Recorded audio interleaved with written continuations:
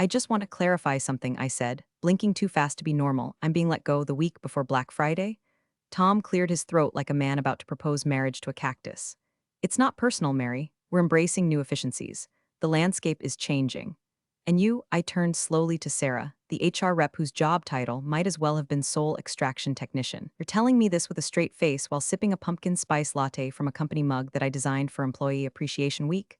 Sarah's eyes flinched barely. We value your contributions. We just believe it's time for a fresh perspective. That's when the door opened and in waltzed him. Chad, mid-20s, sport coat over a hoodie, hair styled like it owed him money. If confidence could be bottled and sold at a frat party, Chad would be their mascot. He extended his hand like he was doing me a favor. Excited to take things to the next level, he beamed, big fan of streamlining. I've already started drafting a Python replacement for the, distributor thingy. Ah, there it was. I nodded once, very slow. The kind of nod you give a man who just lit a cigarette next to a leaking gas main. The distributor, I said, has a few quirks, especially under stress. Chad grinned. Don't worry, we've got automation now. Scripts, baby. It took every cell in my body not to break into laughter. He thought he was upgrading from rotary phone to iPhone. What he didn't know was that the distributor wasn't a system. It was a Frankenstein's monster built from a decade of undocumented logic, weird Excel macros, and caffeine-induced witchcraft. It worked only because I did. Look, before we go any further, 97% of you watching this haven't subscribed. I'm trying to hit 10,000 for the first time in my life, and it'd mean the world if you tapped that button. You won't regret it unless you're Chad. Then I hope you regret it. Anyway, they handed me a tote bag and a generic thank you for your service card that looked like it was recycled from a sympathy aisle at CVS. I didn't say much. I didn't cry. I didn't rage. I just smiled. It was the smile of a woman who just realized the demolition crew forgot to check if the building still had gas lines. The next 2 weeks were a performance piece. I handed over documentation like a nun offering stale wafers, just enough to look holy, not enough to nourish. I gave Chad flowcharts with missing links, spreadsheets with macro names like Donut Delete Final 2, and notes that said things like refer to Mary's manual overrides, without actually including said manual. And he loved it. Called me old school in that tone Gen Z uses when they mean obsolete. He was too busy babbling to upper management about real-time dashboards and cloud-native pivoting to notice he'd been handed a bomb with a cheerful post-it that read, "Good luck, sweetheart." Tom gave me a limp handshake on my final day. "We're going to miss your thoroughness." I patted his arm like he was a malfunctioning toaster. "Just remember to keep an eye on the distributor during peak volume." Chad snorted behind him. "It's already in the cloud, Mary. This isn't 2009. Right, they say revenge is best served cold. Personally, I prefer it refrigerated overnight and served on fine china. But we weren't there yet, not quite. First, I had to go home, pack away 20 years of my life, and wait for the fireworks to start. Because the thing about the distributor, it doesn't crash. It mutates, and Black Friday was coming. On my second to last day, I found myself labeling a drawer cables don't throw out, knowing full well that half of those cords belonged to dead tech from 2013, and the other half were integral to keeping 3 legacy payment subsystems breathing. I watched Chad walk past with an oat milk smoothie in one hand and a Bluetooth headset stuck to his temple like he was giving an earnings call to God. Didn't even glance at the servers. Instead, he hosted back-to-back meetings with titles like Cloud Migration Kickoff and Workflow Efficiency Roundtable. Translation: PowerPoint karaoke set to buzzwords. Meanwhile, I was the only one who remembered that the distributor crashed if you fed it more than 30,000 transactions without manually toggling internal mode 5. A setting buried 4 folders deep in a backup directory named Old Mary Stuff Do Not Touch. But I documented. Oh, I documented. I left behind SOPs so pristine they could be laminated and hung in a museum of corporate delusion. Everything looked perfect. Float charts, diagrams, password sheets. There was even a FAQ section titled Common Questions from Junior Analysts, every answer a gentle shove toward disaster. Malicious compliance is an art form, and I painted my masterpiece with a dry erase marker and a warm smile. There were moments it hurt. Like when I found the sticky note from 5 years ago where my daughter had scribbled, "Love you, Mommy, don't work too late," and stuck it to my monitor. Or when I unplugged the tiny fan under my desk that Brenda lent me during the great HVAC collapse of 18. Speaking of Brenda, on my last coffee break, she found me hiding behind the vending machines, shoving the rest of my career into a cardboard box. She slid in beside me like a ghost at a funeral. "Are they insane?" she whispered, eyes darting toward the open plan battlefield. "The entire payment system is basically you and 3 janky Excel files that scream when you open them." I shrugged, sipping stale coffee like it was sacramental wine. They wanted agility. "It's going to be a bloodbath," she muttered, then added, "You didn't tell him about the monthly recalc script that corrupts the ledger if it runs during a sync, did you?" "Wouldn't dream of it." We shared a look. The kind that said we both know what's coming and I'm bringing popcorn. Later that afternoon, Chad cornered me by the printer with a casual, "Hey, do you know where the master pivot source pulls from?" I smiled. "Oh, that's documented." It wasn't. Not really. The reference was in a Google Sheet that linked to a private folder locked behind an expired token. It had worked for me because I never logged out. For anyone else, it may as well have been in Narnia. He nodded like he understood, then immediately turned to talk to Tom about automating reconciliation using APIs. Tom nodded sagely, the way men do when they're too proud to admit they have no idea what any of those words mean. I went back to my desk, watched the final email backup bar crawl across the screen, and clicked sign out for the last time.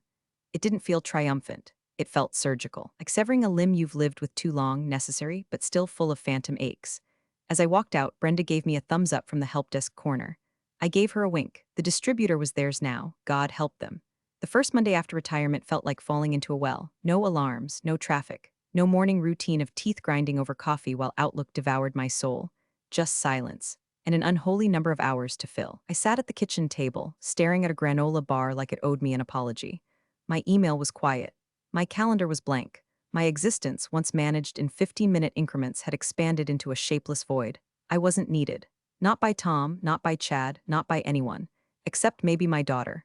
Emma and I hadn't had a real conversation in 3 years. Not since I missed her college graduation because of a budget audit and lied about it being a surprise compliance review. She didn't buy it. She stopped picking up. I kept working. Rinse, repeat. But now I had a severance check and no excuses, so I booked a flight. Sat by the window, gripping the armrest like turbulence might knock me back into my inbox. When she opened the door, I half expected her to slam it. Instead, she blinked twice and stepped aside without a word. She made coffee. I offered to help. She said, "You don't know where anything is." She was right. The first 2 days were stiff. Small talk, long silences, forced smiles that cracked like cheap porcelain. On the third night, over Chinese takeout, it broke. "You missed a lot," she said, staring into her low mane. "I know. I mean a lot, Mom. I needed you. And all you did was chase, what, budget reconciliation?" "I know," I said again. My voice felt like gravel, and I was wrong. And for the first time in years, I didn't try to justify it. No excuses. No, I was under pressure or I did it for us. Just the truth, raw and ugly. We talked until 2 a.m. about everything. Her first panic attack, my second mortgage, the guilt, the loneliness. The time she broke her arm and I emailed the ER from a boardroom while Tom babbled about net margins. I cried. She didn't. She just passed me a tissue and said, "That's a start." We didn't become best friends overnight, but something thawed. We cooked together. She showed me her studio, her paintings. I helped her build a bookshelf. She laughed when I stripped a screw and swore like a sailor. I felt more human in that week than I had in a decade, and then it came. A little blue notification on my phone. LinkedIn. Chad R. Hey Mary, quick Q. What does error DS07? Ledger sync deferred due to stale payload mean? Haha, sorry to bug ya. I stared at it for a long time. That error was the canary in the coal mine. It meant the distributor had started rejecting transaction clusters because the manual cache hadn't been refreshed. Left alone, it would spiral into a cascade failure, one that couldn't be patched remotely or fixed with scripts. I locked my phone, tucked it under a dish towel. Didn't answer. Later that evening, Emma handed me a glass of wine and pointed to the porch swing. "Come on," she said, "sunset's trying its best." We sat in quiet, cicadas buzzed. The sky went from orange to bruised purple, and I felt something I hadn't in years, stillness, peace. The old me would have messaged Chad back, fixed it, been the hero behind the curtain. But now I was just a woman on a porch swing, watching the sunset with her daughter, knowing full well that somewhere miles away. Ticking time bomb was warming up for Black Friday, and the only person who could stop it wasn't picking up. The press release found me in the middle of potting a basil plant that Emma insisted would ground my mornings. I just washed dirt off my fingers when my phone buzzed with a headline from a tech retail blog I used to half read during coffee breaks. Econova Project's record-breaking Black Friday surge following restructuring success. I clicked. Couldn't help it. The headline was bait. The content was comedy. It opened with a glossy photo of Tom, standing in front of a wall of monitors like he was commanding a space shuttle. The article was littered with phrases that sounded like a thesaurus had thrown up: unprecedented scalability, post-legacy optimization, cost synergy actualization. But the part that made me snort basil water was this little gem, straight from Tom's mouth. By streamlining our internal operations and empowering a new generation of agile leadership, we've positioned ourselves to handle a 40% increase in transaction volume this season. 40%. I had to sit down. My ribs ached from laughing. Because here's the thing, the distributor couldn't even sneeze past a 20% surge without choking. And that was with me manually toggling patch scripts, resetting dead indexes, and bribing the old test server with a sacrificial can of Mountain Dew. Chad didn't know any of that. Hell, Chad didn't even know what a cold ledger rollback was. And now Tom was out there in the wild, flapping his gums about agile transformation like a man who had never once touched the inside of the beast they'd built their empire on. It wasn't anger I felt. Not anymore. That fire had burned out weeks ago. This was different. Sharper. Cooler, the smug. Own deep satisfaction of watching someone piss on a fuse because they thought it was just a string. Brenda texted not 10 minutes later, saw the article. Should I start drinking now or wait for the second server room to catch fire? I replied with a single word, both. That night I made tea, sat by the window, watched the wind shake the trees while inside my head I ran numbers, not out of concern, out of habit. They thought 40% growth meant success. To them, it was a press release and a bonus check. To me, it meant over 200,000 concurrent transactions hitting the distributor in a 12-hour span, which meant it would misroute at least 3% of those if no one purged the manual cache mid-cycle. Add to that the fact that they'd sunset the old Q monitor without replacing it properly, and you had a system so unstable it might as well be doing shots of Everclear. It wasn't a question of if it would fail, only how loud. Emma wandered in at one point, glanced at my screen and asked, "You okay?" I turned it off, better than I've been in a long time, because for the first time in years I wasn't the one holding the line. I wasn't hunched over a keyboard at 2 a.m., praying a patch would hold. I wasn't the invisible spine keeping their arrogance upright. Nope. Now I was just a retired woman with dirt under her fingernails, a mended bridge with her daughter, and a front row seat to the biggest financial implosion their smug little boardroom had ever seen. The fuse was lit. All I had to do now was wait. The night before Black Friday felt like standing in the eye of a hurricane that hadn't arrived yet, but you could hear it, humming behind the horizon like a war drum. I was curled up on the couch, blanket over my knees, a mug of chamomile steaming quietly on the coffee table. Emma was out with friends, a pre-holiday gallery opening, and the house was finally still. Peaceful. For once, there was no Outlook notification, no Slack ping dragging me into another spreadsheet autopsy. Just me, my tea, and a rerun of some British baking show where everyone was far too polite. Then my phone buzzed. Brenda, 7:43 p.m., they did a final stress simulation today.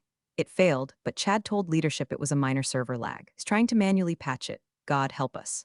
I stared at the screen for a full minute, letting the words settle in like sediment in a glass of bad wine. A manual patch? That boy couldn't manually open a jar of pickles without Googling it. And now he was elbow deep in production code, probably slicing open logic gates like he was gutting fish, with no clue he was standing on a landmine. Minor server lag. That was adorable. In reality, that failure wasn't lag. It was the distributor kicking up its first round of digital blood clots. Once the sync queues desync and the internal hash tables start tripping on stale pointers, you don't get lag, you get corruption. Cascading, irreversible corruption that spreads like mold through every order ID and refund token. I took a long sip of tea, burned my tongue, and still smiled. It was over, not the system. The denial, the delusion. The final stress test was supposed to be there. We got this moment. Instead, Chad, the human embodiment of a TED talk with no substance, decided to patch the Titanic with chewing gum and positive vibes. And Tom, probably still out there congratulating himself for mentoring young talent. I didn't respond to Brenda's text. What was there to say? Instead, I lit a cinnamon candle, put my feet up, opened my laptop not to work, but to add 2 things to my personal to-do list. Buy new porch furniture. Watch Econova burn. I checked LinkedIn, mostly out of morbid curiosity. Chad had posted a selfie from the server room earlier that afternoon, grinning in front of a rack of blinking lights with the caption, "Prepping for battle, flexed biceps, #Black Friday, #leadership, #optimization, oh, sweetheart." If I were still there, I'd have quarantined the staging queue hours ago, reset the orphan ledger chains manually, redirected excess transactions through the backup node. Hell, I'd have bribed Brenda with bourbon to babysit the cash timer overnight. But I wasn't there, and they didn't want me. Now they had Chad. And Chad had a ring light and an ego, but not a single damn clue what kind of digital Pandora's box he was picking at with his minor patch. Somewhere, deep inside the distributor, file named Ledger Hold Legacy Reconciliation V3 Marafinal XLSM sat untouched, waiting for the moment too many unsynced records flooded the system at once. It would scream, and they wouldn't hear it. Not until the refunds went sideways. Not until the ledger totals started bouncing like bad checks. Not until chaos dropped out of the cloud like a bad omen wrapped in code. And by then, well, by then it would be Black Friday. It started at 5:07 a.m. Somewhere in a data center the size of a Costco, a line of code inside the distributor hiccuped. It was small, just a nudge. An order flagged for expedited processing was routed through the standard pipeline instead. A timestamp misaligned by 2 seconds. A memory call fired off before the payload had finalized. But like a dropped stitch in a parachute, that one slip unraveled everything. By 5:21, refund loops were triggering with no originating transaction IDs.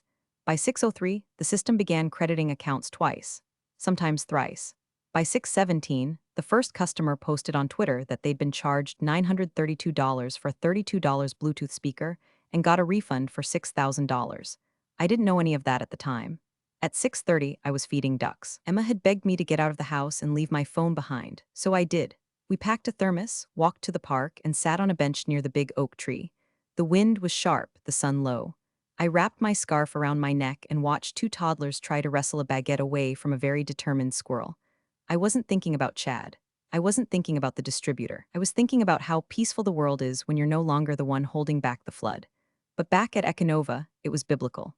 Chad, sleep-deprived and armed with little more than blind confidence and half-remembered JIRA tickets, had deployed a hotfix at 4:42 a.m. It was meant to stabilize transaction sequencing. What it actually did was bypass the reconciliation buffer entirely. System stopped verifying balances before marking them as settled. Orders were fulfilled based on ghost records. Payments were applied to the wrong customers. Refunds were triggered for people who hadn't even placed an order. One customer got 9 air fryers. Another got nothing but a heartfelt email that said thanks for your patience during peak fulfillment.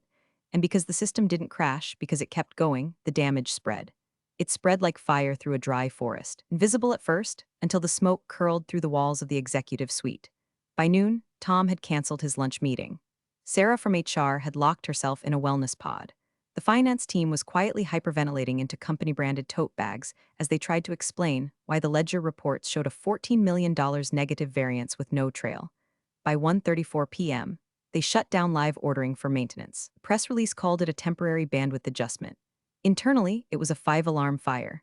Somewhere in that chaos, I imagine Brenda was standing off to the side, arms crossed, watching it all go up in smoke while Chad tapped his keyboard like a man trying to reboot a toaster with a wrench.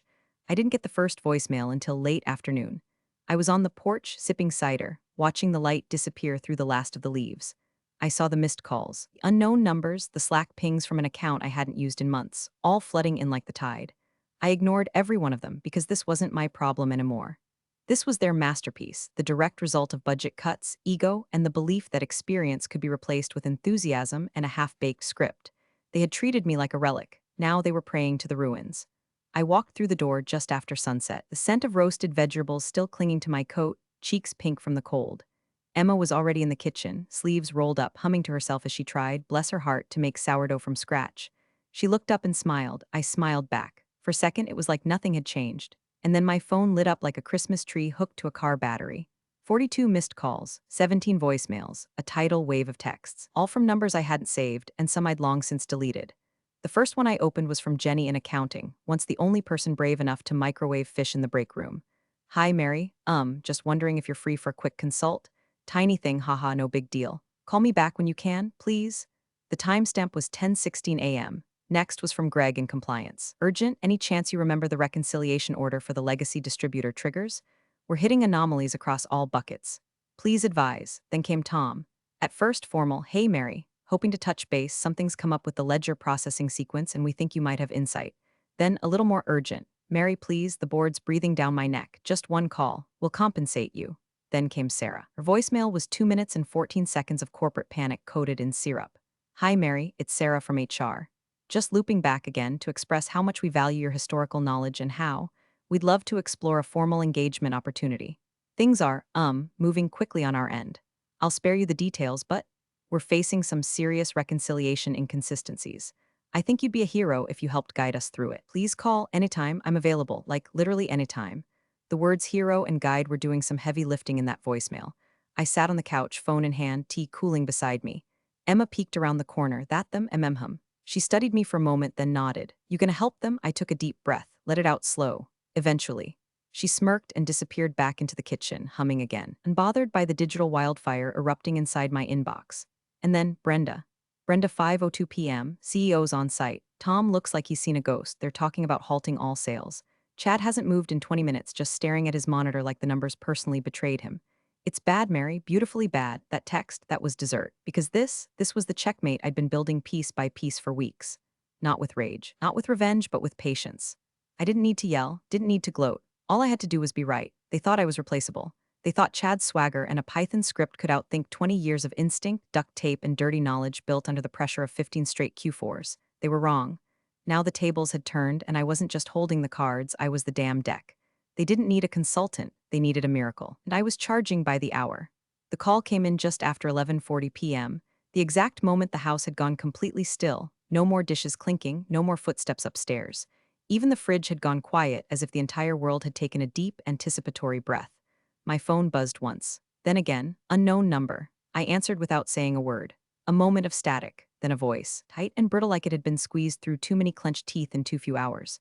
Mary, this is Alan. I'm the CEO now. I hope I'm not waking you. I let the silence hold.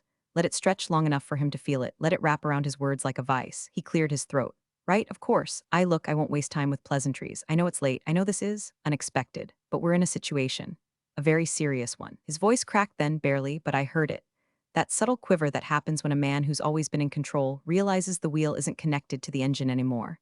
The distributor, it's corrupted. Completely. Orders are misaligned, payments are vanishing into system logs, refund requests are duplicating without verification. Our entire ledger is unraveling. I said nothing. I've already had 2 emergency board calls. Legal's on red alert. We're hemorrhaging cash and the system doesn't even know it. And Tom, well, let's just say Tom's no longer leading this effort. Still, I said nothing, just breathed, just listened. Just watched the faint swirl of steam curling out of my tea like a halo for the wicked. We need your help, I won't lie. It's a catastrophe. Full blown. I don't care about blame. I don't care how we got here. Just tell us what you want. A consulting fee, equity, name your price. There it was, the magic phrase. Name your price. Not can you help us. Not would you be willing. Not we made a mistake. Just pure uncut desperation. I let 5 full seconds tick by before I even moved. Then I stood, walked to the window, and looked out at the moonlit yard. Mary, he said, voice smaller now. Are you still there? Still, I said nothing. Because silence, when wielded correctly, is not passive. It is power. He was waiting for the old me, the fixer. Loyalist, the quiet miracle who stayed up until 3 a.m. to save them from themselves. But she was gone. All that remained was the woman they underestimated. The one who'd walked away and let the fire spread. He exhaled, the breath of a man realizing just how far the fall was. Whatever it is, he said, almost whispering now, we'll meet it. We'll approve it. We just need you. I finally spoke. Soft, precise. I didn't yell. I didn't gloat. I'll send terms, I said. Then I hung up. The email was 3 sentences long.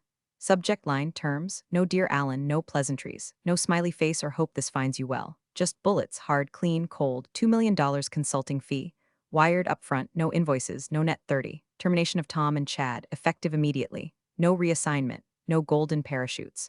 A company-wide email from the CEO himself acknowledging my critical contributions, apologizing for my dismissal, and this was important, stating publicly that my replacement was underqualified. A permanent remote consulting retainer, $20,000 a month, 5 hours per month for life, indexed for inflation. Final line, no negotiations. You called me, you're out of moves. I pressed send, then made toast. It took 23 minutes. At 12:17 a.m., a reply arrived. No subject line. Agreed. Transfer in process. Email draft attached. Termination scheduled before 9 a.m. I didn't smile. I didn't cheer. I just exhaled, slow and steady like a sniper after the final shot. I opened the bank app and refreshed. There it was, 7 digits, more than I'd made in 20 years of missed holidays, ulcer medication, and Tom's quick chats at 6:58 p.m. on Fridays. I stood in the dark kitchen, bathed in the blue glow of the screen, and felt it. Not joy, not triumph, just completion, like the last puzzle piece snapping into place. I walked to the table, poured a fresh cup of tea, and opened my laptop. The distributor was a beast, a relic, a trap of wires and whispers and rules written nowhere but in the back of my mind.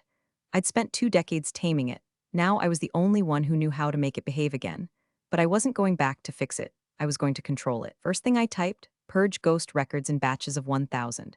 Pause queue after each purge. Run integrity script legacy hash Mary 1.0. Do not override errors, the rest would follow. Behind me, the wind howled softly through the trees. The candle from earlier had burned to a nub.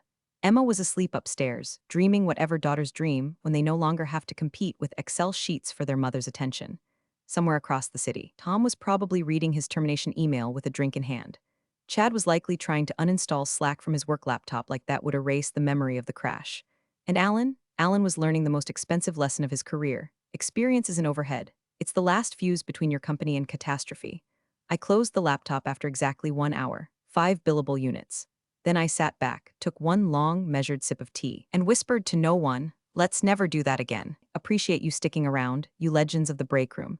Subscribe for more chaos. Let's make your old managers spill their coffee in fear.